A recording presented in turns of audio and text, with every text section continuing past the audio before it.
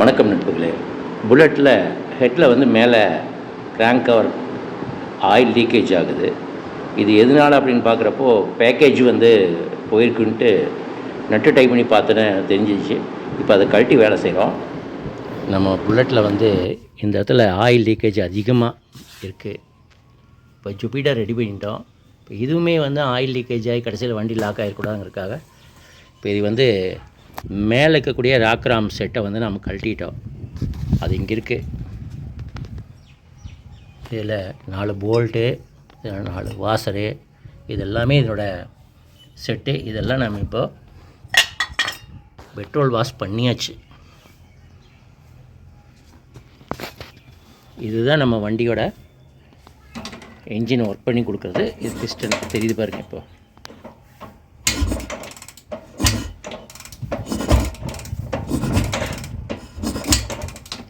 இது ராக்ராம். இதே நாம் எதுவும் இப்போ கை வைக்கலை. நம்ம இந்த மேலே இருக்கிற கேஸ் கட்டு மட்டும் இப்போது 10-5 வருஷமாக, இதை 10 வருஷமாக கழட்டவே இல்லை. இப்போ தான் நம்ம பேக்கேஜ் மாற்றுறோம். இது காரணம் நம்ம பெட்ரோல் லீக்கேஜ், ஆயில் லீக்கேஜ் நல்லாவே தொடச்சிட்ட ஓரளவுக்கு. அப்போது இங்கே தெரியுது பாருங்கள் லீக்கேஜ். இதிலேருந்து அப்படியே தெரியும். இது அப்படியே கணிஞ்சு கீழே போயிட்டே இருக்குது. இங்கேருந்து வர்றது தான் அப்படியே கீழே வருது. புல்லட் ராக்ராம் கவர் வந்து ஆயில் லீக்கேஜ் ஆனதுனால இப்போ இதோட ஆயில் கேஸ்கெட்டை வாங்கிட்டு வந்துருக்குறோம். இதுக்கு வந்து இதை கழட்டுறப்போ என்னென்ன பொருள் இருந்ததுன்னு காமிச்சிட்றேன். இது மேலே இருக்கக்கூடிய 2 கவர், அதுக்கப்புறம் அந்த கவரில் இருக்கக்கூடிய 4 போல்ட்டு, 4 போல்ட்டுக்கு ஆயில் சீல் வாசர் 4. இது பார்த்திங்கன்னா உங்களுக்கு எப்படி இருக்குதுன்னு தெரியும் பாருங்கள். இதில் டேமேஜ் ஆகிருக்கிறதுனால இதே வந்து நம்மளுக்கு ஆயில் வெளியே வரக்கு வாய்ப்பு இருக்குது. இதெல்லாம் வந்து இந்த வாசர்லாம் இந்த போல்ட்டில் மேலே இருக்கிறது. இதுக்கு வந்து இப்போ வாசர் 2 வாங்கிட்டு வந்தாச்சு. ஒரு வாசர் ஒன்று 40 ரூபாய்க்கு மேலே. ஒரு செட்டு 72 ரூபா போட்டிருக்காங்க ஒரு செட்டு. அதுபோக பெரிய வாசர் ஒன்று, இப்படி மொத்தம் 4 வாசர் வருது. ஒரு வாசர் ஒன்று 40 ரூபா கணக்கு வருது. அப்புறம் அதுபோக இப்போது ஆயில் ஃபில்ட்ரும் அதுக்குண்டான ஓஇ வாங்கிட்டு வந்துக்கிறேன். 145 ரூபா இது ஓஇ. ஆயில் வந்து ஒரு 2.5 லிட்ரு 1050 ரூபா எம்ஆர்பி. நம்ம இப்போ 1000 ரூபாய்க்கு வாங்கிட்டு வந்துக்கிறோம். இது ஃபில்ட்ரு செட்டு. இப்போ ஆயில் ஃபில்ட்ரு கம்பல்சரி மாற்றணும். அதுக்கப்புறம் இதனுடைய கேஸ்கெட்டு, இதுதான் இதனுடைய கேஸ்கெட்டு. இதுவும் வாங்கிட்டு வந்துச்சு. இந்த கேஸ்கெட் வந்து 98 ரூபா வருது. 98 ரூபா வருது. இது 2க்கும் இப்போ நம்ம வண்டி பொறுத்தளவுக்கு பிரேக் ஷூ ஒன்று வாங்கியிருக்குது. அதுபோக பேக் வீலுக்குண்டான பிரேக் ஷூ ஒரிஜினலு. இதனுடைய விலை வந்து 323 ரூபா.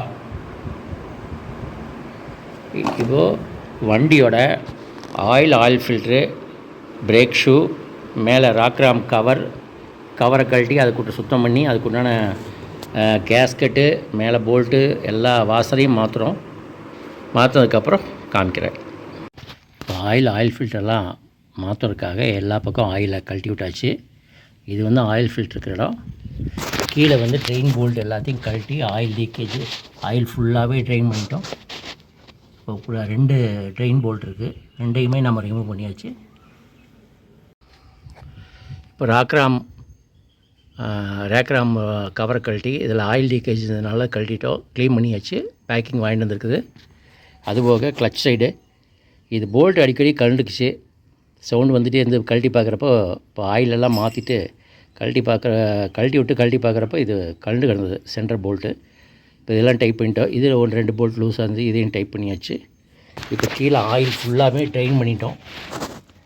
ஆயில் போல்ட்டெல்லாம் லூஸ் பண்ணி எல்லாமே கழட்டியாச்சு. ஆயில் ட்ரைன் ஆயிடுச்சு.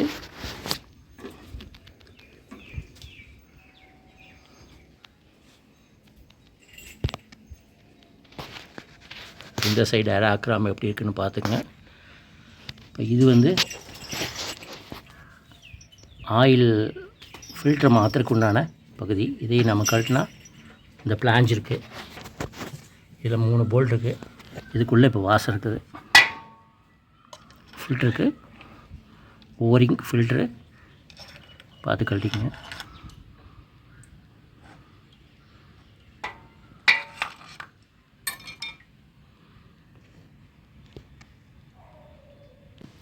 இப்போ அந்த கிளச் கவரெல்லாம் மாட்டியாச்சு. எப்போ நீங்கள் கழட்டி மாட்டினாலும் ஆயில் பேக்கிங் சீல் பேஸ்ட் போட்டிருக்கேன். அப்போ தான் நல்லது. இல்லைன்னா மறுபடி லீக்கேஜ் வரக்கு வாய்ப்பு இருக்குது. அதனால் முடிஞ்ச அளவுக்கு எப்போ கழட்டி மாட்டினாலும் இந்த பக்கம் பேக்கிங் கிடையாது, பேக்கிங் பேஸ்ட் மட்டும்தான். கிட்டத்தட்ட ஒரு 8லேருந்து 10 போல்ட் இருக்குது. எல்லாத்தையுமே டைட் பண்ணிக்கோங்க. கிளச் கேபிள் மாட்டியாச்சு. ஆயில் ட்ரெயின் போட்டு எல்லாமே மாட்டியாச்சு. இந்த கப்பு மாட்டிட்டோம். ட்ரெயின் போட்டு இங்கே இருக்குது, இதுவுமே மாட்டியாச்சு.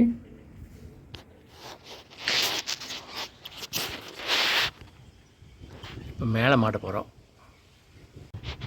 இப்போ இந்த ஆயில் சீலு வாங்கிட்டு வந்தது இப்போ ஃபிட் பண்ணுறோம். இதில் வந்து புது ஆயில் சீலுங்கிறதுனால அப்படியே போடலான்னு இருக்கிறேன். கேஸ்கட்டில் வந்து பேஸ்ட்டு போடலாமா வேண்டாமான்னு யோசனை. இது புது வாசர், அதுக்கு உண்டான போல்ட்டு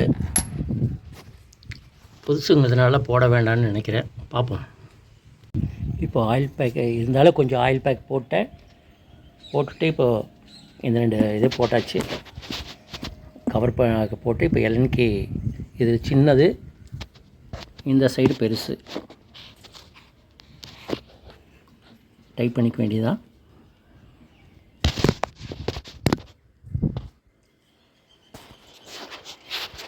இன்னனுக்கு போட்டு வச்சுருக்கிறேன்.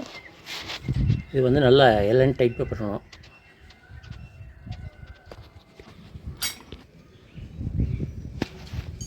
இப்போ 4 போல்ட்டு போட்டால் இதை இப்போ டைப் பண்ணணும்.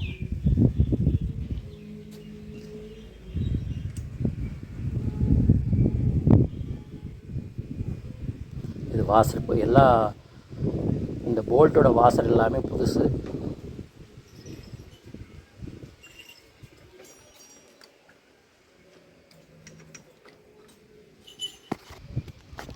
கை டைட் வச்சா போதும்.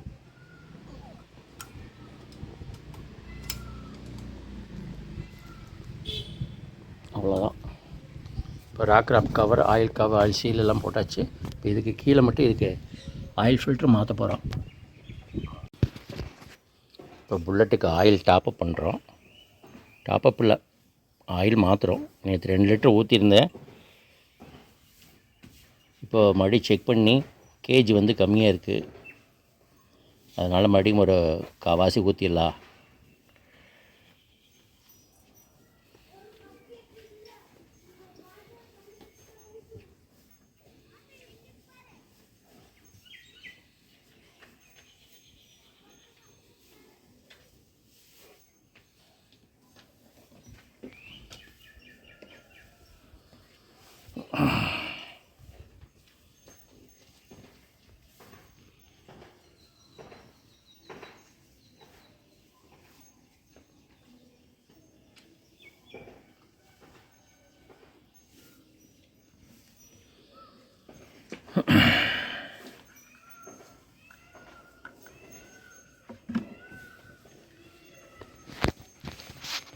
இப்போ புல்லட் கேஜ் பார்க்குறது இங்கே இருக்குது. இந்த இடத்துல கேஜ் பார்க்க முடியும். இப்போ வந்து வண்டி ஸ்டார்ட் பண்ணால் தான் நம்மளுக்கு தெரியும் அது எவ்வளோ இருக்குன்ட்டு. இப்போ புல்லட்டு பேக் வீலுக்கு வந்து பிரேக் ஷூ வாங்கியிருக்குது. இதுவுமே நம்ம ஃபிட் பண்ண போகிறோம். லாஸ்ட் எட்ஜுக்கு போயிடுச்சு. இங்கே பார்த்தீங்கன்னா தெரியும், இது லாஸ்ட் எட்ஜுக்கு போயிடுச்சு. இப்போது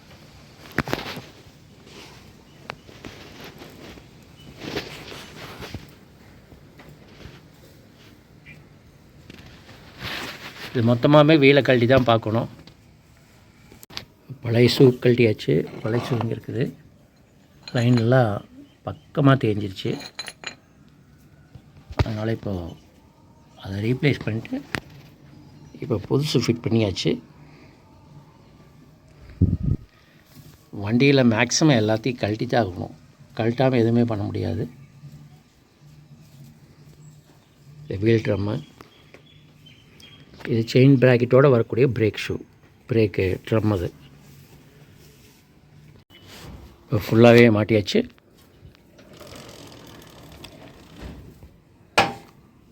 இப்போ வந்து அளவான லிவரில் தான் இருக்குது.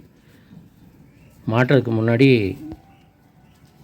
இங்கே இருந்தது, இவ்வளோ வரைக்கும் போயிடுச்சு. இப்போ நாம் இப்போது இன்னும் கொஞ்சம் நாளைக்கு ஓட்டலாம்.